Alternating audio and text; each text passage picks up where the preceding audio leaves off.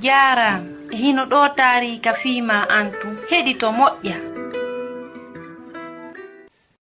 Jongande en faamuɓe ɓen fii hoodere hesere nden koode timmayɗe ujune no jalbude ka kammu.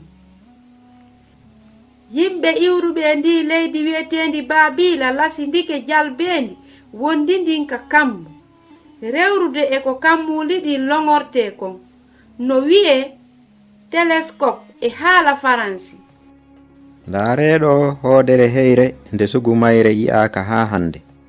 Ko goonga nde wotere tun hoodere hesere yaltiti ko honɗum woni firo ɗum. Ɓen jooma gande en no anduno piiji ɗuuɗuɗi fii ko fewti lasi ndagol longo kammuli ɗin. Fii jaabagol ɗen lamde ɓe jangayno woni alluje waɗiraaɗe kaaƴe e defte taggiiɗe.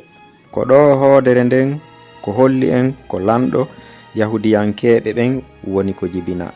Lanɗo mo sugu ala ko hanuɗen waɗude ko yahugol ɗaɓɓitamo sujjanamo ko non o woniranta en lanɗo. Isa lanɗo pomayankejo on jibinama. Aranun ɗum Allah feññinanino ɗum gaynaakoɓe ɓen. On tuma non o feññinani kadi jooma gande en ɓe leydi Baabila ndin. Ɓay sa'iiji seeɗa feƴƴi ɓen jooma gande en moƴƴini dolle maɓɓe ɗen. Ɓe ƴetti bonfooji maɓɓe ɗin e dokke ɓe ƴawi e gelooɗi maɓɓe. Hiɓe haanuno yahude ka woɗɗi ko timmata 690 miyelji 997 cerngel 79 kilometer. Yaadu maɓɓe ndun ƴettuno lebbi kono annabi Isa no hitti e gite maɓɓe. Hiɓe haani sujjande mo ɓe holla fof wondema ɓe jaɓirimo wa joomiraaɗo on ka nder ngurdam maɓɓe. Hara waɗay waɗum e o sa'i juldere fii mawludu annabi Isa on. Hara hiɗa faala an kadi yo wonane joomiraaɗo e dandowo ma on. Ka tawnoɓe ronki ɗon ɓe yimɓe hewti ka saare mawnde wi'etende Baytilahim. Ko honto o lanɗo yahudiyankeɓe arɗo e jibinede woni ko fii min yi'i hoodere makko nden min ari sujjangol mo. Hay gooto jaabaaki ɓe.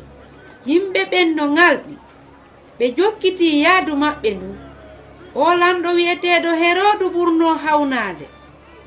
On lanɗo hunƴuɗo mo fof hulayno hari kanko himo hulani jullere makko laamu nden. O mottindiri no yaawiri gandiɗuɓe makko ɓen. Hiɗon andi ko honto on lanɗo yahudiyankoɓe ɓen jibinte? Pellet meɗen andi min jangi fi ɗum ka windi ka daalu e Allah o lanɗo ko Baytilahim yaltata. Ɗin konguɗi memiri Herodu wasi ko kaafa kono o jaɓali hay goto yiya ko huli ko. E nder gundo o tori ɓen jooma gande ɓe Baabila ɓen ɗum ɗo. Koye saayi hombo hoodere nden feeñi o hande tuma ɓe fuɗɗi yiwgol nde.